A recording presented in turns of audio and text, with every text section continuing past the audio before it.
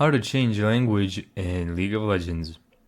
So the first thing they need to do is open up Riot Games and then go to the top right here, go to settings, and from here you can change your language.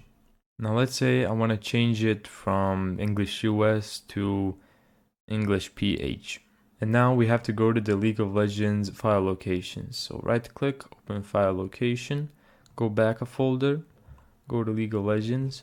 So what we want to do is scroll all the way down, right click on the League client, and then send this to the desktop. Now this will create a shortcut out of it.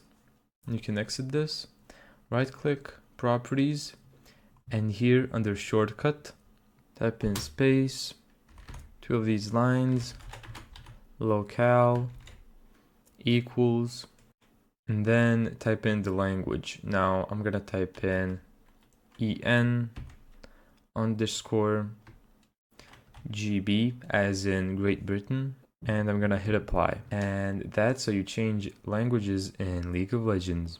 Thank you so much for watching this video. If you found this tutorial helpful, make sure to give it a thumbs up and subscribe.